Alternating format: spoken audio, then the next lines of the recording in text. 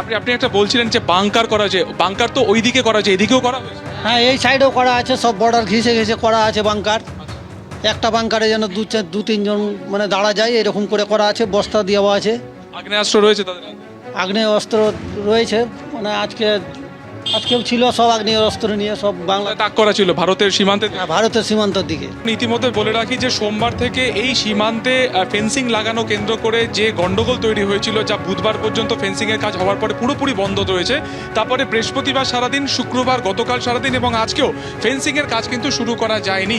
BSF সূত্রে খবর যে তারা দ্রুত শুরু করবেন। এই মুহূর্তে একটা পরিস্থিতি জটিল হয়ে রয়েছে, তাই তারা আলোচনার মাধ্যমে এই গোটা বিষয় সমস্যার সমাধান করবেন।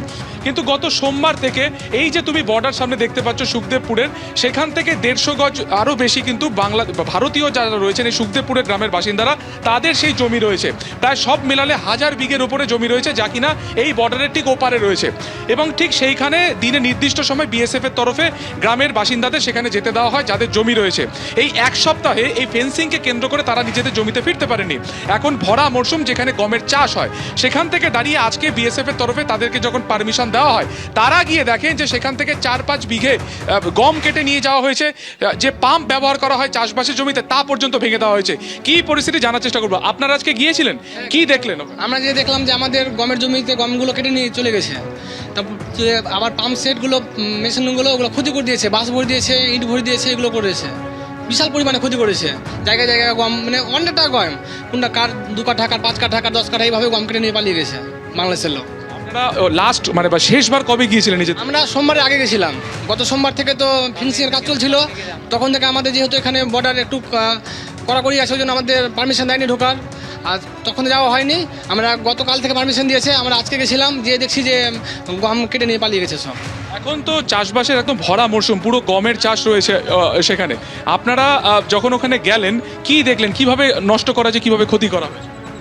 আমি গেছিলাম বীজ দিতে, দিয়ে দেখি যে জমিতে অনেকটা গম কেটে নিয়েছে। আমার মোটামুটি 4-5 কাঠা গম কেটেছে, আরও পার্শ্ববর্তী সব কৃষকদের গম কেটেছে। এটাই দেখলাম আমি বীজ দিতে গিয়ে। পাম্পও নষ্ট করে পাম্পও নষ্ট করেছে, ওই শ্যালো তো সব ওই ইট গিট্টি সব ভরেছে, বাঁশ ভরছে, যেন জল আর না উঠে, যেন জমি চাষা না চাষ করতে পারে। এই তো। এটা কারা করছে বলে আপনার মনে হয়, আর কেন করছে? এটা বাংলাদেশের লোক করছে। কেন করছে বলে? কেন বলতে ওই যে ইউনিট সরকার এসে প্রচুর হারে মানে ওদের অত্যাচার বেড়ে গেছে আর কি। ফেন্সিং দেওয়াকে কেন্দ্র করে একটা ঝামেলা চলছিল, তার মধ্যে আপনাদের জমি ওখানে প্রায় সবার মেলালে প্রায় 1000 বিঘের জমি রয়েছে।